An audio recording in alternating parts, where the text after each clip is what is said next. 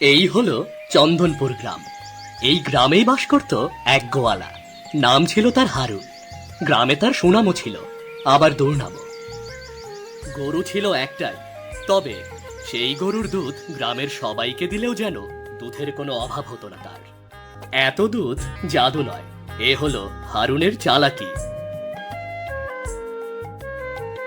আহ, কি সুন্দর সকাল! এই সকালে দুধের ঘ্রাণ যেন মন ভরিয়ে দেয়। কিন্তু শুধু ঘ্রাণে তো পেট ভরে না, তাই না?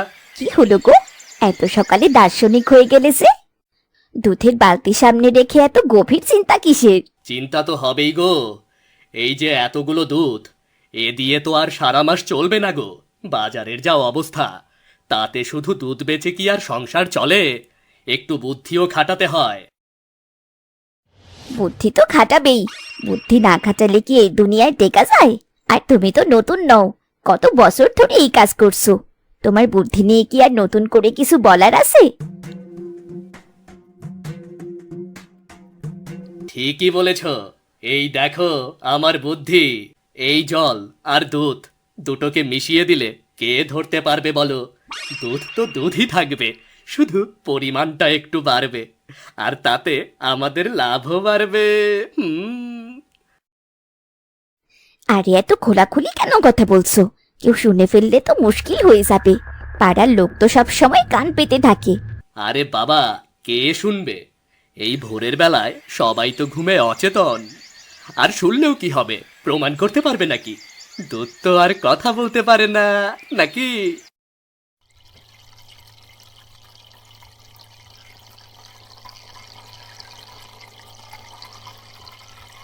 বাহ, কি সুন্দর মিশে গেল!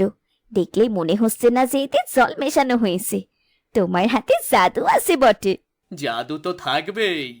এই কাজ তো আর আজকের নয়, কত বছর ধরে করছি।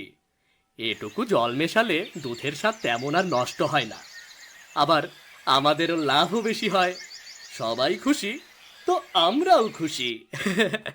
ওগো, এই তো ঠিক আছে, কিন্তু যদি কেউ ধরে ফেলে?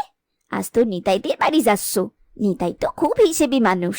সে তো দই বানায়, দুধের মান নিয়ে কিন্তু তার খুব কড়াকড়ি। আরে ধুর, নিতাই কি বুঝবে? সে তো শুধু দই বানাতে জানে। দুধের ভেজাল ধরতে হলে তো আরো অনেক কিছু জানতে হয় গো। আরেক মগ বেশি হয়ে যাবে না তো? যদি একদম পাতলা হয়ে যায় তাহলে তো ধরা পড়ে যাবে। আরে না না না না না, তুমি চিন্তা করো না, আমি জানি কতটা মেশাতে হয়। এইটুকুতে কিছুই হবে না, বরং দুধের পরিমাণ আরো বাড়বে। আজ ভালোই লাভ হবে, বুঝলে গিন্নি? আজ ভালোই লাভ হবে গো। ঠিক আছে, তোমার যখন এত বিশ্বাস, তবে সাবধানে করো। দেখো আবার লোভের ফাঁদে যেন না পড়ি আবার। লোভ কিসের? এটা তো ব্যবসা। ব্যবসায় একটু চালাকি না করলে কি আর চলে? আরে যাও যাও যাও, তুমি এখন রান্না করো, আমি দুধ বেচে আসি। আজ ভালোই পয়সা আসবে গো। আজ ভালোই পয়সা আসবে। হারুন ছিল প্রচন্ড রকম চালাক ও চতুর।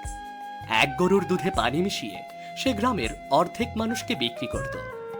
কেউ যদি জিজ্ঞেস করে এক গরুর দুধে এত মানুষ কিভাবে চলে, তাই হারুন আগেই তার পরিকল্পনা করে রেখেছে। আরে, কুয়োর পানিতে এটা আবার কার পাতিল গো? দেখে তো সোনা মনে হচ্ছে। কি রে, কি হলো?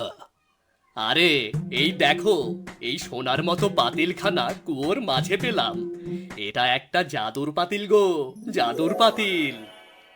আরে, জাদুর পাতিল আবার কি? এ তো সোনার মনে হচ্ছে, সোনার। কি যে বলো, সোনার আবার পাতিল হয় নাকি? এটা জাদুর পাতিল গো, জাদুর পাতিল। আমার বাবা বহু বছর আগেই বলে গিয়েছিল, তার দাদার কাছে এমন এক সোনালী পাতিল ছিল, যাতে কোনো কিছু রাখলে তা দ্বিগুণ হয়ে যেত। বলিস কি রে? হ্যাঁ গো, এটা সেই পাতিলই। আজ থেকে আমি এটাতে করে দুধ বিক্রি করব গো, দুধ। হারুন ছিল তীব্র চালাক। এই পাতিল কোনো রূপকথার জাদুর পাতিল ছিল না। এটা সে নিজেই রেখেছিল, যেন সবাইকে দেখিয়ে বোকা বানাতে পারে। কই গো নিতাই ভাই, বালতি নিয়ে এসো, এই যে দুধ নাও, দুধ। এত সকাল সকাল এসেছো যে? সকালের দুধ সকালেই দেই, যদি আবার নষ্ট হয় তাই। খাঁটি দুধের বিষয়ে একটু ছাড় নেই গো আমার কাছে। আমি একদম খাঁটি জিনিসে বিশ্বাসী। নাও নাও নাও। আচ্ছা, আবার লাগলে বলো কেমন।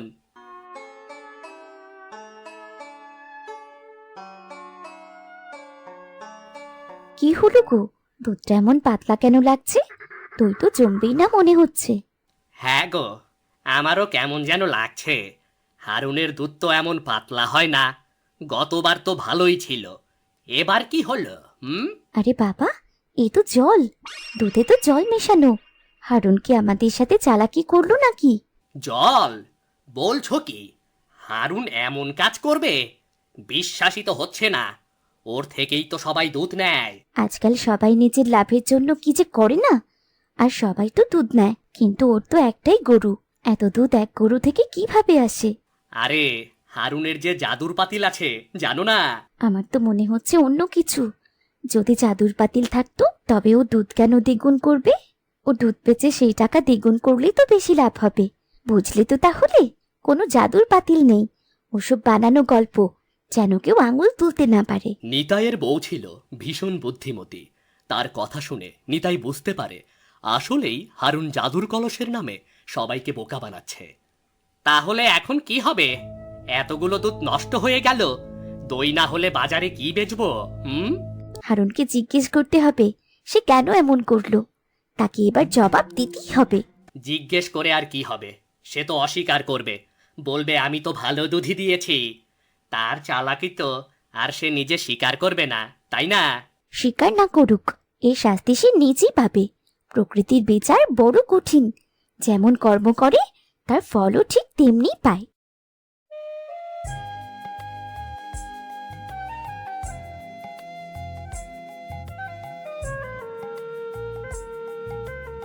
ও হারুন, শুনছ? আরে নিতাই ভাই, কি খবর? দই কেমন হয়েছে? দই আর কি হবে, তোমার দুধ দিয়ে তো দই জমলো না।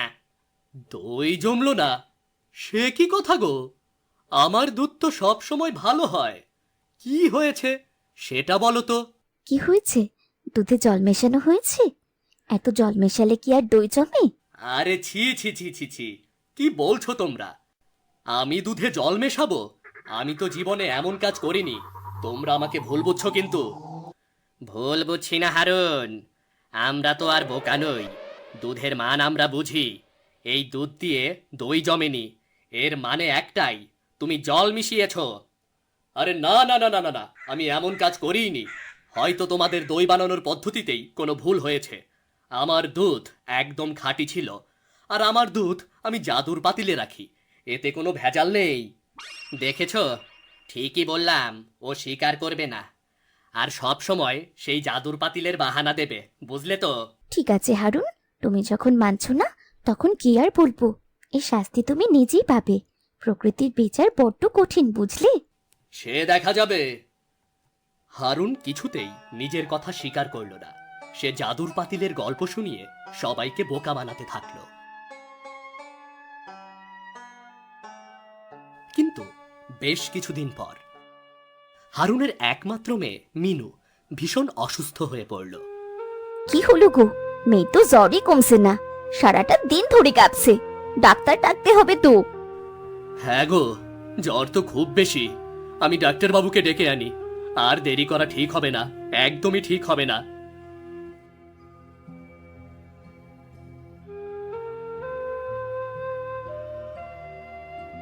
ডাক্তার বাবু, ডাক্তার বাবু, আমার মেয়েটা ভীষণ অসুস্থ, জ্বরে কাঁপছে। একটু চলুন আমাদের বাড়ি, একটু চলুন। আরে হারুন, মেয়েটা খুব অসুস্থ, জ্বর কিছুতেই কমছে না। একটু যদি দয়া করে আমার বাড়িতে গিয়ে দেখতেন খুব উপকার হতো। ঠিক আছে, চলো গিয়ে দেখি কি অবস্থা।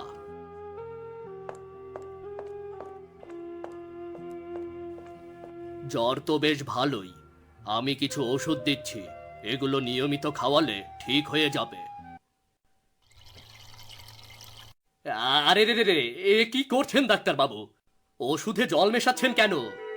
কেন, কি হয়েছে? ওষুধে জল মেশালে কি হয়? ওষুধে জল মেশালে কি আর ওষুধের গুণ থাকে নাকি? রোগ সারবে কি করে? কেন থাকবে না? জল মেশালে কি আর ওষুধের গুণ নষ্ট হয়? পরিমাণটা একটু বাড়ে, এই আর কি। কিন্তু ডাক্তারবাবু, ওষুধের তো একটা নির্দিষ্ট মাত্রা থাকে। মাত্রা? আরে বাবা, এইটুকু জল মেশালে কি আর মাত্রার হেরফের হয়? যাও যাও যাও, এই ওষুধটা মেয়েকে খাইয়ে দাও, দেখবে ঠিক হয়ে যাবে। এমন করে ওষুধে জল মেশালে কি আর ওষুধের গুণ থাকে নাকি? রোগ সারবে কি করে? এটা তো আপনি অন্যায় করছেন। অন্যায়? কেন অন্যায় হবে? তুমি যখন দুধে জল মেশাও তখন কি কিছু হয় না? তখন কি দুধের গুণ নষ্ট হয় না? তখন কি মানুষের স্বাস্থ্যের ক্ষতি হয় না? বলো বলো। তুমি যখন দুধে জল মেশাও তখন কি একবারও ভাবো যে মানুষের কি ক্ষতি হচ্ছে? তখন কি আর তোমার মনে হয় না যে তুমি অন্যায় করছো? আমি ভুল করেছি ডাক্তারবাবু, আমি ভুল করেছি। আমার লোভ আমাকে অন্ধ করে দিয়েছিল। আমি বুঝতে পারিনি আমি কত বড় অন্যায় করছিলাম। আমাকে ক্ষমা করে দিন, ক্ষমা করে দিন আমাকে। দেখো হারুন, নিতাই আমার ভালো বন্ধু। ও আমাকে তোমার ঘটনা বলেছিল। তোমাকে শাস্তি দিতে চাইনি, আমি শুধু চেয়েছিলাম তুমি তোমার ভুলটা বোঝো। আজ তোমার মেয়ের অসুস্থতা দেখে তুমি বুঝতে পারছো যখন কোনো কিছুতে ভেজাল মেশানো হয় তখন তার ফল কতটা খারাপ হতে পারে জানো তুমি? এই নাও হারুন, এটা তোমার মেয়ের আসল ঔষধ। এটা খাওয়ালেও ঠিক হয়ে যাবে। আর মনে রেখো, সততাই পরম ধর্ম। হারুন তার ভুল বুঝতে পেরে গ্রামের সবার থেকে ক্ষমা চায় আর নিজেই সেই বানানো জাদুর পাতিলের গল্প সবাইকে বলে দেয়। এরপর থেকে সৎভাবে ব্যবসা করতে থাকে ও মেয়ে নিয়ে হারুনের দিন সুখেই কাটতে শুরু করে। প্রিয় বন্ধুরা, আমাদের আজকের গল্পটি কেমন লাগলো তা জানিয়ে দিন কমেন্ট করে। আর কি ধরনের গল্প শুনতে চান সেটাও জানাতে ভুলবেন না। আর এমন মজাদার নতুন নতুন গল্প শুনতে আমাদের চ্যানেলটি অবশ্যই